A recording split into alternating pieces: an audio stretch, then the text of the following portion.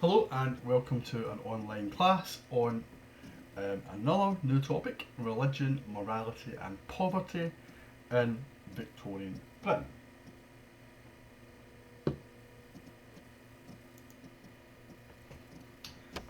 Now there are some of these three areas that we'll focus on more than others, and on my city the focus is primarily on poverty and the workhouse and the poor law. But there are some things here that I'm going to talk about that will fall under the category of values or morality, and some issues that will fall under the category of religion.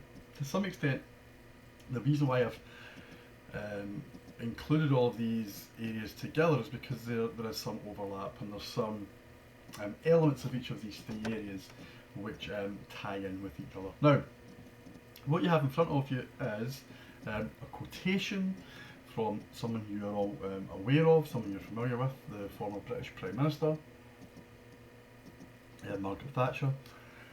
And the reason why I start off with this quote is because of one of the words, or one of the phrases that is used by Thatcher, and that is the phrase perennial values. And Thatcher was writing this in the making this statement in the 1980s, and she would, to some extent, live by these values throughout most of her time in office. These values, you could argue, are still present in 2020 and have been part of a kind of government agenda from the time of the kind of Great Recession of 2008 into 2009. And these values also can be traced back to the period that we're going to be studying, which is the first half of the 19th century, but also even later into the 20th century, as well, right up until 1914. When it comes to the poor law, these values were very much part of how the government back in Victorian times believed that the kind of poor should be treated, and I'll come to that later on. So Mrs. Thatcher, in this famous speech that she makes, talks about being brought up by a Victorian grandmother, right? And the Victorian values that Thatcher kind of enjoyed or took kind of inspiration from were those of working hard, proving yourself, being self-reliant. We'll come back to that point in a moment. To live within your income, so don't spend what you can't spend, don't get into debt, which is kind of bizarre considering the 1980s. Thatcher's Britain is when cheap credit and credit cards allowed lots of people to get into debt. She says you were taught that cleanliness is next to godliness, so your home should be well presented, you as a person should be well presented. Self-respect was part of this kind of value system that can be traced back to the Victorians. Help your neighbour if you have to. Have pride in your country, so that's a little bit of a nod to the Victorian Empire as well, which really emerges under Queen Victoria in the second half of the 19th century. All of these values, Thatcher says, were Victorian values, and she says they are perennial values, right? They carry on, they continue, they are values that are eternal in some respects. There may be some truth in what she says there. However, we're going to maybe see whether or not the kind of values as they were displayed by the Victorians themselves really can be translated to a contemporary period, and would we want them to be transferred to the contemporary world. I should say some of these values are also socialist values. Work hard, have self-respect. We should bear that in mind. Depends what type of system you're working hard within. In the previous classes, when we studied the social consequences of the Industrial Revolution, we did touch on the poor law, and some of you who wrote an assessment on this topic would have spoken about the workhouses. What we did was focus more on the workhouse rather than the reasons for the workhouse to be in existence. And there's a phrase that we have to take into account. This is a phrase that we refer to as less eligibility, and this really just means that the purpose of the workhouse, therefore the purpose of the poor law itself of 1834, was to make the workhouse such an undesirable place only those who were destitute, those who were at the lowest of the low in their lives, with no income, no food, only those people would want to go into the workhouse. So what this term less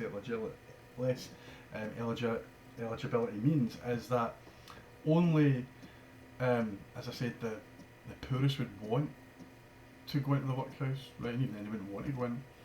So it would make more people less eligible, and that really just means that the cost of the poor law would come down, because why would you want to go into the workhouse knowing that it was so bad?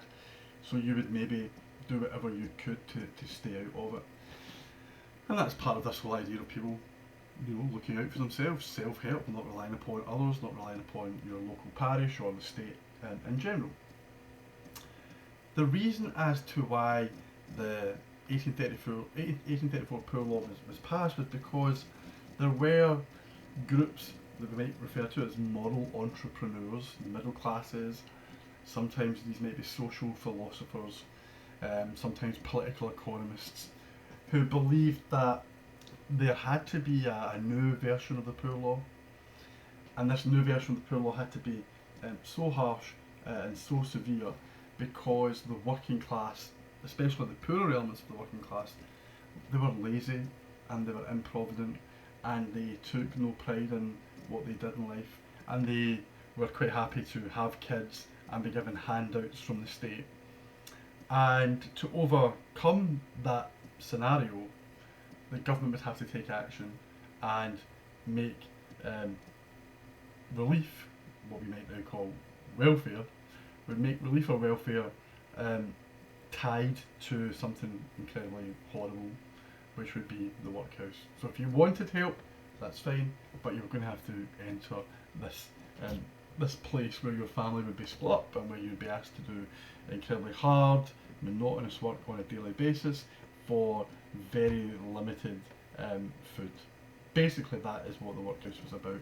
The first source that you can see here is from one of the Poor Law Commissioners, somebody who wrote and contributed to the Poor Law Report, Nassau Senior, and you can see in this, just even a couple of lines from this extract, that Senior, like many of the other Poor Law Commissioners, were of the view that the working class were basically lazy, right? And he states, the labourer feels that the existing system, though it generally gives him low wages, always gives him easy work.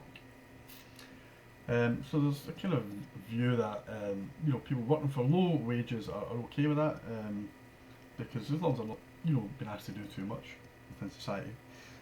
He need not bestir himself to seek work if he's unemployed.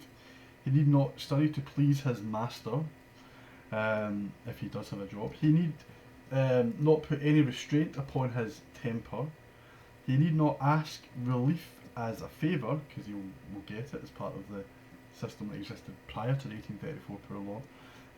And then this is a kind of slightly despicable statement from Senior.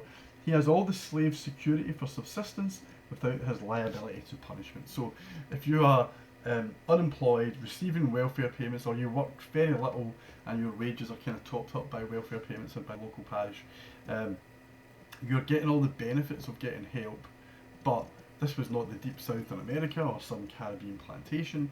The local parish board couldn't whip you, they couldn't punish you for being lazy, whereas if you were a slave you would get what was coming to you. So a ridiculous statement here by Senior, but that was the mindset of this kind of middle class. That was the mindset of the reformers in Britain at this point. Remember, the 1820s, 1830s was a period of great reform in Britain. You had the 1832 Reform Act, you had the 1835 Municipal Corporations Act, you have the 1829 Metropolitan Police Act. Slavery is abolished at the same time as well, actually, in British colonies. So there's a lot going on at this point within Britain. But there is a view that reform is needed, and the reason that reform is needed is because the working class, especially the poorest elements of the working class, basically need to be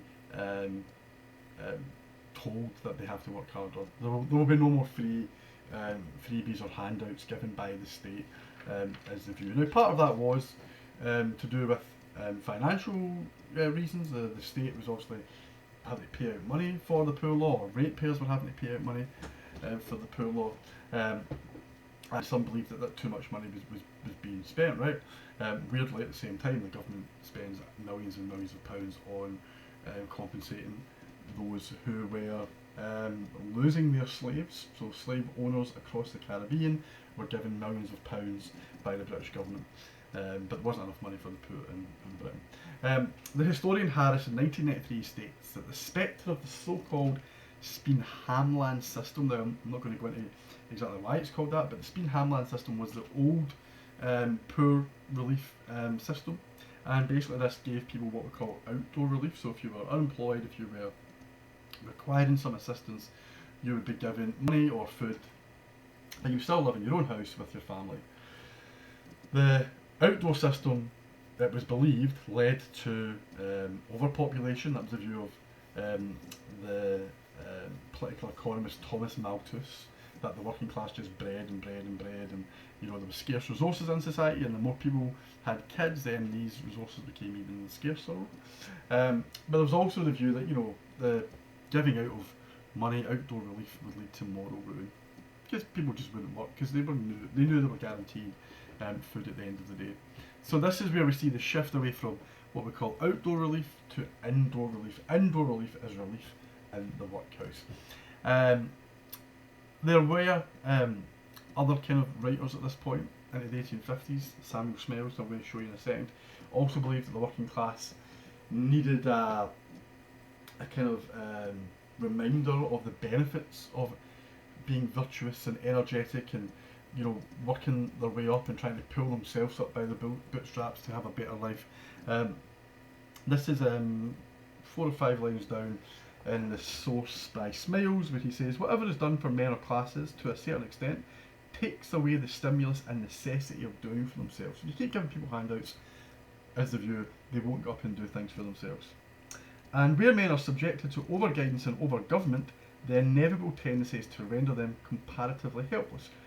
Even the best institutions can give a man no active aid. Perhaps the utmost they can do is to leave him free to develop himself and improve his individual conditions. So if you leave people at their own devices, then they will work it out for themselves. Doesn't really help people who have got kids. It's not really the fault of kids. Let's just say it was a lazy adult male who didn't want to work. It's not their kids' fault. More often than not, when men or women were forced to take outdoor relief, and when eventually take indoor relief as well, they are doing so not out of choice but out of necessity, because they cannot work. Remember that jobs come and go during the Industrial Revolution. Unemployment, as we will see, becomes a key component part of the changes that take place during the period that we call the Industrial Revolution. It wasn't as if there was just jobs after jobs after jobs.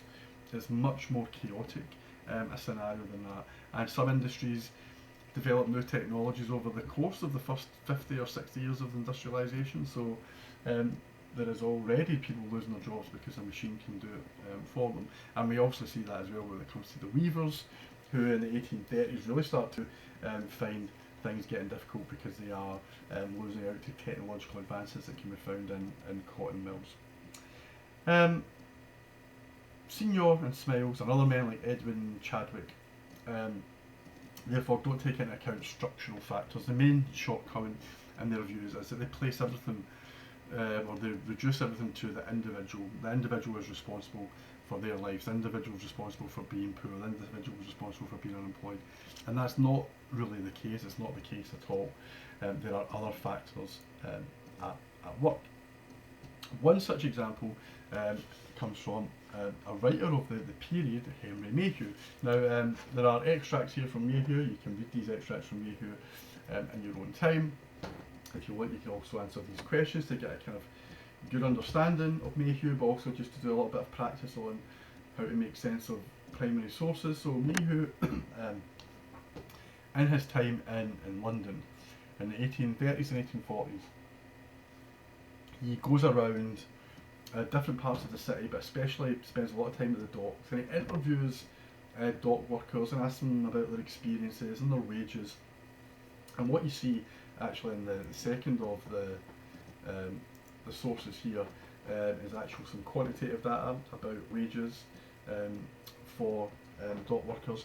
Ultimately, what is found by Mayhew is some of these dock workers will need or did need outdoor relief. Sometimes they needed money to see them through a week or a month, and the reason for that was because of circumstances that were out with the control of the dock worker. These people were not lazy, they worked incredibly hard, right? But what the dock workers made clear to Henry Mayhew as he was doing his research for writing this book, London Labour and the London Poor, was that the weather would have a major impact on whether or not these men would be working on a particular day. If a boat doesn't arrive because of bad weather, you're at the docks, but you can't work. There's nothing to unload, there's nothing to restock the ship with. If that boat or ship does not arrive at any point in the next few days or weeks, at the end of the week, you could be poor, you could be going hungry. You would need some type of relief, and these problems are to do with the vagaries of the trade itself. So dock workers were a crucial part, right, of British society. You know, Britain being this dominant global empire, London is the hub of that empire where everything leaves from and comes back to. If you have no dock workers, then you've got a problem. But dock workers are not obviously compensated because they're not on permanent contracts, right? We're well before that period, and therefore they have to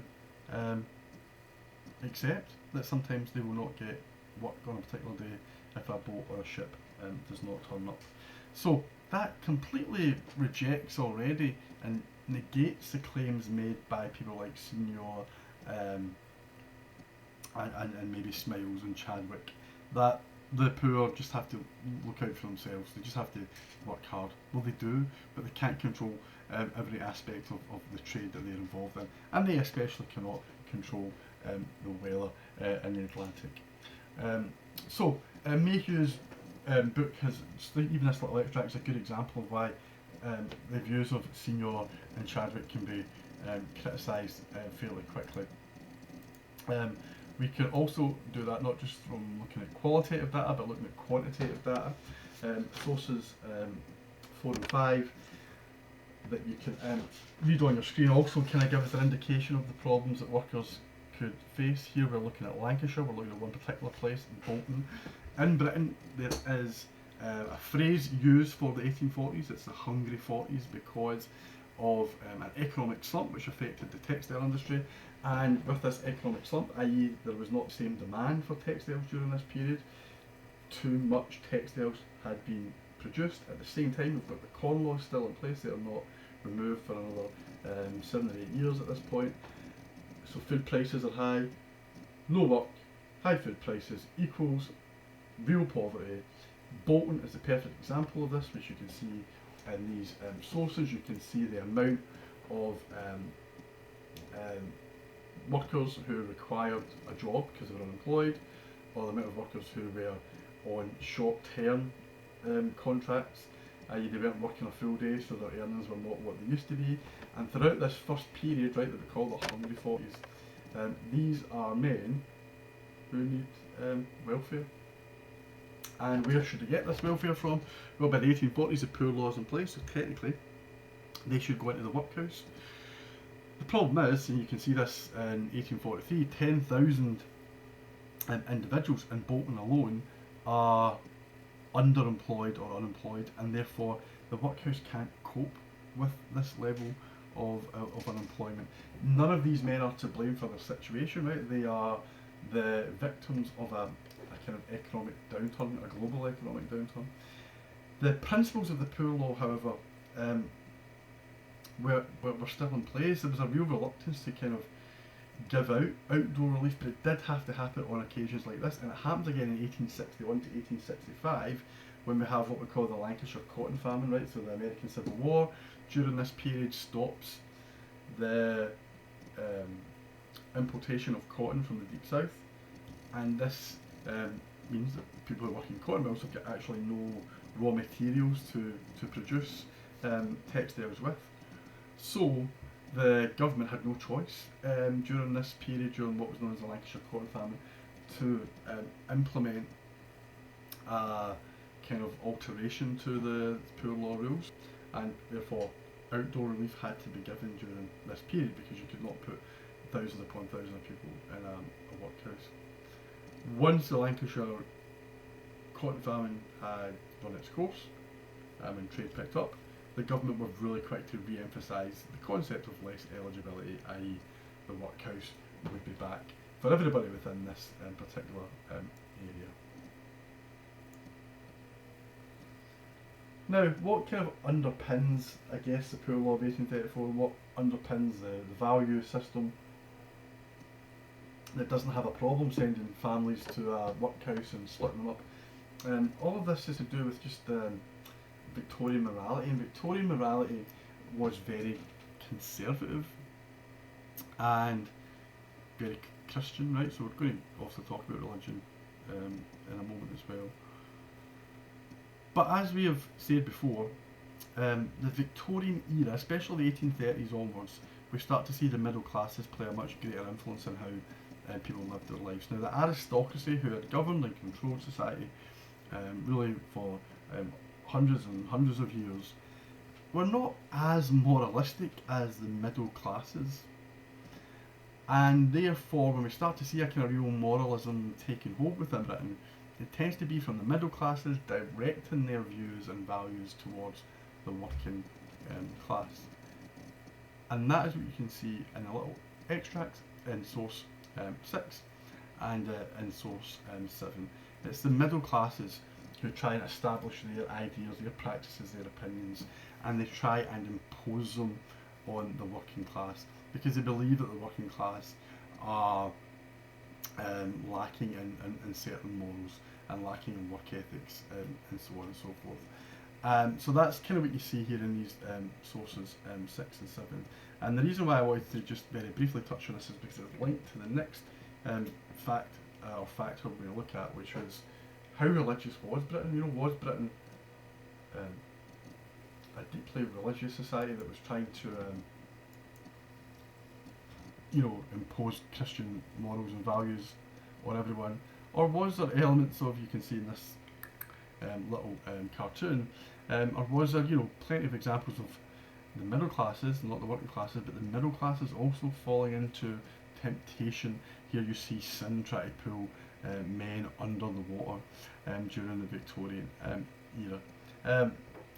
So let's have a kind of look at religion and how religious was Britain. Was Britain a country that was starting to see a more secular society become established, or was Britain still very Christian? Well, the answer to that question is, on the face of it, Britain still appeared to be very Christian. Now, these sources, the font is quite small, right, so I'm not going to spend too long on it. But basically, in 1851, the British government decided they were going to do a kind of census. And it was known as the religious census. It was the only time that they ever did this, right? Only once in Britain. And it was to see how many people on a Sunday went to church, right? Now, not just Protestant churches, all types of Protestant churches, I should say, right? From Church of England to Presbyterians to Irish Church, etc., right? All of these groups, as well as all the kind of independent groups as well, Baptists, for example, Unitarians, Methodists, right? All of these groups who are technically Protestant were all examined, as were Catholics and other Christian churches. You had your kind of Greek church as well that was examined. And the question was, how many, but even the Jewish religion was examined, how many people within Britain still went to some type of religious service on a Sunday? Now, you have to have good eyesight to see this, but the figures at the top tell us, top right hand corner, this is, who went in the morning of this service on March the 30th, 1851, who went in the afternoon and who went in the evening. The total figure given, you can see in the fourth column from your right, and that is 9,467,738 people were recorded as attending church on that day. So that was going to provide a little snapshot for the government to see just how important religion perhaps was in people's lives. Now, a couple of things come up here, and the first point is that seems like a fairly healthy number, but it is not as healthy as maybe some would have liked. The other thing that crops up is that Britain is no longer just an Anglican society, i.e., it's not just about Church of England or Church of Scotland. There are so many other religions that now exist within Britain, and these other religions are becoming more and more popular. The man who was responsible for this census was Horace Mann, and Mann not only wrote or not only came up with these statistics to kind of highlight the nature of and the kind of extent of church attendance, he also wrote a report to go with it. And the report is actually more interesting, as you can imagine, than the statistics, because of what he says. And what he concludes, basically, is that there's one group who don't appear to be going to church as much as other groups, hence why half the population tend to not be at church on this particular Sunday. And the view of Mann that you can read about in this source is that it's a particular class within the community that is not going to church. The middle classes, Mann says, right, have augmented rather than diminished services. The upper classes too have started to attend church a bit more. But it's the labouring classes, who we know are obviously the majority of society, who might not be going to church as often. And the fear here is, what might become of these people if they're less Christian? Surely the strength of the church, surely the security of the nation would be much stronger if more working class people went to church. But working class people weren't going to church in the same number as they had. Why was that the case? Well, if you'd been working incredibly hard in horrendous conditions, sometimes 12 hours a day from Monday to maybe Saturday morning, then the idea of going to church on a Sunday might have been quite far down the list of priorities for these people. So, the Mann source is quite useful, gives us a little insight into what the middle classes thought about working class attendance at church. And it kind of sums up this entire period. Middle classes are coming to the fore, and the middle classes see it as their job and duty to control and dictate to the working classes how they should behave when it comes to morals, how they should behave when it comes to work, how they should behave when it comes to going to church. And again, this maybe just tells us that we are seeing a new type of social class distinctiveness emerging. When we studied Peterloo, we looked at the ruling class and the working class. Now it looks like we've got a ruling class, the aristocracy, a group that's now allied to the ruling class, the middle classes who are becoming politicians, and then the working class. And therefore you've got three key groups contained within British society. Thank you.